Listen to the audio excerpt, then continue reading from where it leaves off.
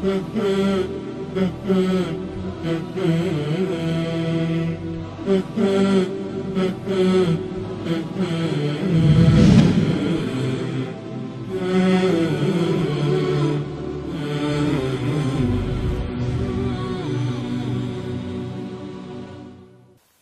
علیکم ورحمۃ اللہ وبرکاتہ۔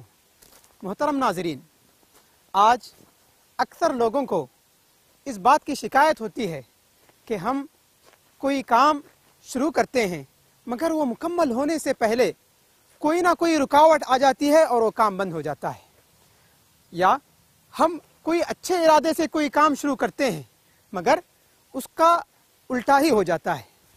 آئیے آج ہم اس کا سبب جاننے کی کوشش کرتے ہیں۔ اس کے کئی وجوہات اور اسباب ہو سکتے ہیں مگر سب سے ایک اہم سبب حسد ہے۔ حسد کا کیا معنی ہے؟ حسد کا معنی ہے کسی انسان کی ترقی میں رکاوٹ بننا یا اس کی نعمت کو ختم کرنے کی خواہش کرنا۔ ناظرین کرام، ہم جس ماحول میں رہتے ہیں ہمیں پتہ نہیں کہ کون سا انسان ہمیں کس نظر سے دیکھ رہا ہے۔ بہت سے ایسے لوگ ہوتے ہیں جو ہمیں اچھی نظر سے دیکھتے ہیں مگر وہیں ایسے لوگ بھی ہوتے ہیں جو حسد کی نظر سے دیکھتے ہیں۔ آئیے اس حسد کے معنی کو سمجھانے کے لیے میں دو قصے آپ کے سامنے رکھوں گا۔ پہلا قصہ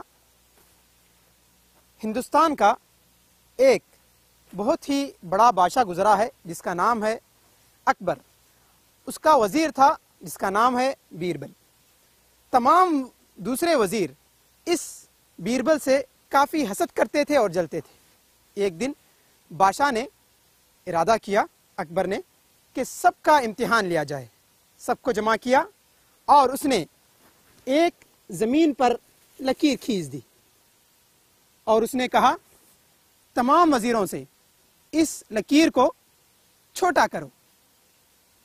ایک کے بعد دوسرا وزیر آتا گیا اور اس کو اپنے ہاتھ سے تھوڑا تھوڑا کر کے میٹتا گیا اور چھوٹا کرتا گیا۔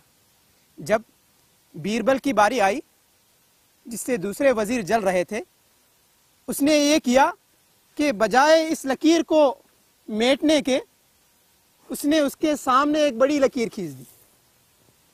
لکیر خود بخود چھوٹی ہو گئی۔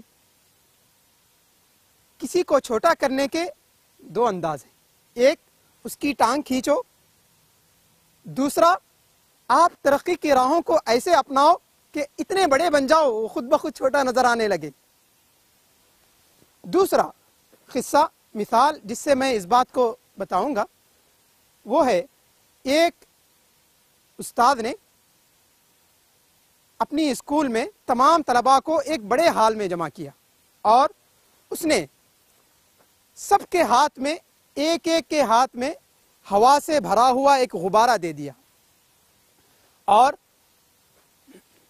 سب کو کہا 1 منٹ کا وقت دیتا ہوں، سب سے آخر میں جس کا غبارہ بچے گا اس کو انعام دوں گا۔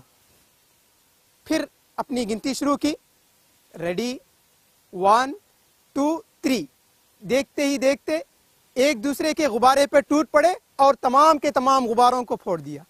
پھر آخر میں ایک غبارہ باقی رہ گیا جس پر تمام طلباء ٹوٹ پڑے اور اس کو بھی پھوڑ دیا۔ یہاں پر استاد نے رک کر کے سب کو ایک جملہ کہا۔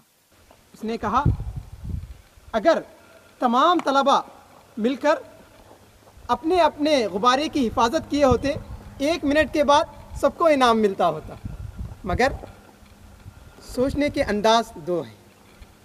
ایک ہے سب کو پھوڑو جس میں کسی کو کچھ ملنے والا نہیں، دوسرا سب کی حفاظت کر کے اور خود کی حفاظت کرتے ہوئے جس میں سب کو فائدہ ملنے والا ہے۔ میں اس حسد کے علاج کو اسلامی اعتبار سے، اسلامی حیثیت سے بیان کرنے کی کوشش کروں گا۔ حسد کے علاج کا اسلامی پہلا طریقہ یہ ہے کہ انسان جو بھی کام کرے وہ مکمل ہونے تک کسی کو اس کام کی خبر نہ کرے۔ اللہ رب العالمین نے سورہ یوسف میں یوسف علیہ السلام کا قصہ بیان کرتے ہوئے اس کو بیان کیا ہے۔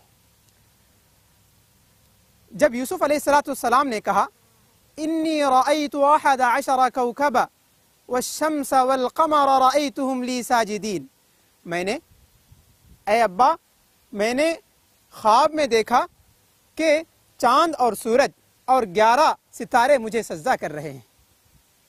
ان کے والد محترم یعقوب علیہ السلام نے کہا بیٹا یا بنی لا تقصص رؤیاک علی اخوتک فیکیدوا لک کیدا، میرے پیارے لختے جگر تم اس خواب کو اپنے بھائیوں سے نہ بیان کرو، وہ تمہارے خلاف پلاننگ کریں گے۔ شیطان انسان کا کھلا دشمن ہے۔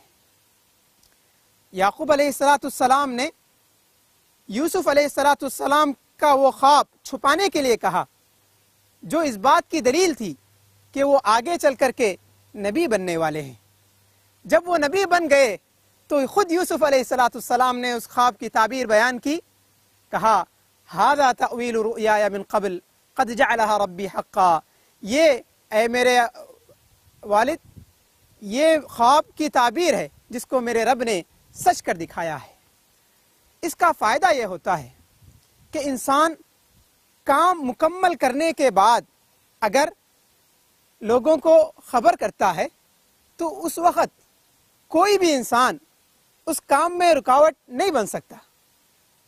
جس کے دل اچھے ہوں گے وہ تو دعائیں دیں گے ہی، مگر جن کے دل خراب ہوں گے، جن کی نظریں حسد کی نظریں ہوں گی، وہ آپ کو نقصان نہیں پہنچا سکتے۔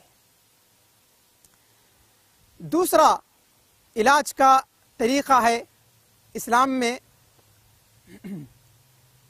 دعاؤں کا اہتمام کرنا۔ سورہ فلق میں اللہ رب العالمین نے وَمِن شَرِّ حَاسِدٍ اِذَا حسد کا ذکر کیا ہے۔ جو بھی حسد کرنے والا ہے اس حسد سے اے اللہ تم مجھے محفوظ رکھ۔ ان آیات کو اور احادیث کا زیادہ سے زیادہ ورد کرنا اور اس کو پڑھتے رہنا انشاءاللہ حسد سے دور رہنے، حسد سے بچنے کا ایک بڑا بہترین طریقہ ہے۔ آئیے آپ تمام کے لیے ہماری نیک تمنائیں ہیں۔ اسی کے ساتھ میں اپنی بات کو ختم کرتا ہوں۔ السلام علیکم ورحمۃ اللہ وبرکاتہ۔